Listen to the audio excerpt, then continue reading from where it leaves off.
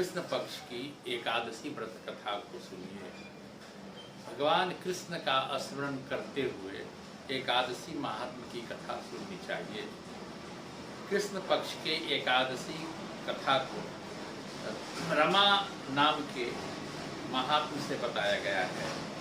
एक बार युधिष्ठिर जनार्दन कृष्ण से पूछते हैं, हे जनार्दन, मुझ पर आपका स्नेह है, अतः कृपा करके बताइए कार्तिक के कृष्ण पक्ष में कौन सी एकादशी होती है। भगवान कृष्ण बोले, राजन, कार्तिक के कृष्ण पक्ष में जो परम कल्याणमयी एकादशी होती है वह रमा नाम से विख्यात है। रमा परम उत्तम है और बड़े बड़े पापों को हरने वाली है। पूर्व काल में मुचकुंद नाम से विख्यात एक राजा हो चुके हैं जो भगवान श्री विष्णु के भक्त और सत्य प्रतिज्ञ थे। निष्कंटक राज्य का शासन करते हुए उस राजा के यहाँ नदियों में श्रेष्ठ चंद्रभागा कन्या के रूप में उत्पन्न हुई। राजा ने चंद्रसेन कुमार शोभन के साथ उनका विवाह कर दिया।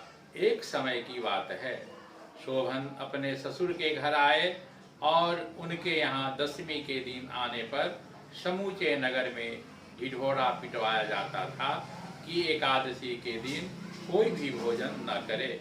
कोई भी भोजन न करे, यह डंके की घोषणा सुनकर शोभन ने अपनी प्यारी पत्नी चंद्रभागा से कहा, प्रिय, अब मुझे इस समय क्या करना चाहिए, इसकी शिक्षा दो।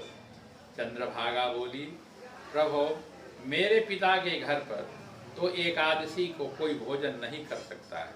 हाथी घोड़े, हाथियों के बच्चे तथा अन्यान्य पशु भी अन्न घास तथा जल तक का आहार नहीं करने पाते, फिर मनुष्य एकादशी के दिन ऐसे भोजन कर सकते हैं। हे प्राणनाथ, यदि आप भोजन करेंगे तो आपकी बड़ी निंदा होगी। इस प्रकार मन में विचार करके अपने चित्त को दृढ़ कीजिए।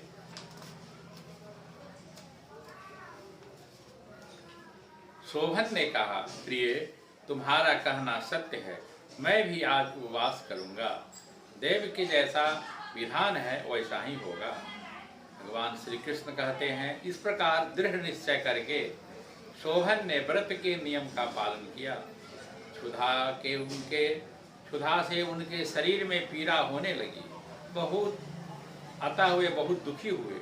भूख की चिंता में परे सूर्यास्त हो गया। रात्रि आई जो हरि पूज परायण तथा जागरण में आसक्त वैष्णव मनुष्यों को हर्ष बढ़ाने वाली थी, परंतु वह रात्रि शोभन के लिए अत्यंत दुखदायिनी हुई।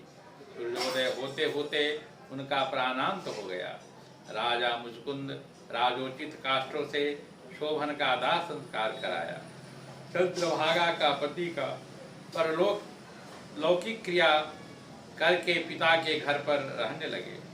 श्रेष्ठ रमा नामक एकादशी व्रत के प्रभाव से शोभन मंदराचल एक शिखर पर बसे। वहां परम रमणीय देवपुर को प्राप्त हुआ। वह शोभन द्वितीय कुबेर की भांति शोभा पाने लगा। राजा मुचकुंद के नगर में सोम शर्मा नाम से विख्यात एक ब्राह्मण रहते थे। वे तीर्थ यात्रा के प्रसंग में घूमते हुए कभी मंदराचल पर्वत पर गए। वहां उन्हें शोभन दिखाई दिए। राजा के दामाद को पहचानकर वे उनके समीप गए। शोभन भी उस समय द्विज श्रेष्ठ सोम शर्मा को आया जान शीघ्र ही आसन से उठकर खड़े हो गए और उन्हें प्रणाम किया। फिर कर्मशः अपने ससुर राजा मुचकुंद का, प्रिय पत्नी चंद्रभागा का तथा समस्त नगर का कुशल समाचार पूछा। सोम शर्मा ने कहा, राजन, वहाँ सबकी कुशल है। वहाँ तो अद्भुत आश्चर्य की बात है, ऐसा सुंदर और विचित्र नगर तो कहीं किसी ने भी नहीं देखा होगा। बताओ तो सही, तुम्हें इस नगर की प्राप्ति कैसे हुई? शोभन बोले, द्विजेंद्र, कार्तिक के कृष्ण पक्ष में जो रमा नाम की एकादशी होती है, उसी के व्रत करने से मुझे इस लोक नगर की प्राप्ति हुई है। ब्रह्मन मैंने श्रद्धाहीन होकर इस उत्तम व्रत का अनुष्ठान किया था। इसलिए मैं ऐसा मानता हूँ कि वह नगर सदा स्थिर रहने वाला नहीं है। आप मुचकुंद की सुंदरी कन्या चंद्रभागा से यह सारा वृत्तांत कहिएगा। शोभन की बात सुनकर सोम शर्मा ब्राह्मण मुचकुंद के नगर में गए और वहां चंद्रभागा के सामने उन्होंने सारा वृत्तांत का सुनाया। सोम शर्मा बोले, सुहेल, मैंने तुम्हारे पति को प्रत्यक्ष देखा है तथा इंद्रपुरी के समान उस दुर्धर्ष नगर की भी अवलोकन किया है। मैं उसे अस्थिर बताते हुए थे और उनको स्थिर बनाओ। वह अस्थिर नगर को तुम अस्थिर बना सकती हो। चंद्रभागा ने कहा, ब्रह्मर से, मेरे मन में पति की दर्शन की लालसा लगी हुई है। आप मुझे वहां ले चलिए। मैं अपने व्रत के पुण्य से उस नगर को स्थिर बनाऊंगी। भगवान श्री कृष्ण कहते हैं, राजन चंद्रभागा की बात सुनकर सोम शर्मा उसे साथ ले मंदराचल पर्वत के निकट वामदेव मुनि की आश्रम गए। वहाँ ऋषि के मंत्र की शक्ति तथा एकादशी सेवन के प्रभाव से चंद्रभागा का शरीर दिव्य हो गया था तथा उसने दिव्य प्रगति को प्राप्त कर ली। इसके बाद वह पति के समीप गई। उस समय उनके नेत्रों में हर्षोल्लास खिले हुए थे। अपनी प्रिय पत्नी को आई देख शोभन की बड़ी प्रसन्नता हुई। उन्होंने उसे बुलाकर अपने वाम भाग में सिंहासन पर बिठाया। तदंतर चंद्रभागा ने हर्ष में भरकर अपने प्रियतम से क्या प्रिय वचन कहा, नाथ, मैं हित की बात कहती हूँ, सुनिए। पिता के घर रहते समय जब मेरी अवस्था 8 वर्ष अधिक हो गई, तभी लेकर आज तक मैंने जो एकादशी व्रत किए, उन से मेरे भीतर जो पुण्य संचित हुआ, उसके प्रभाव से यह नगर कल्प के अंत तक स्थिर रहेगा तथा सब प्रकार के मनोवांछित वैभव समृद्धिशाली होगी।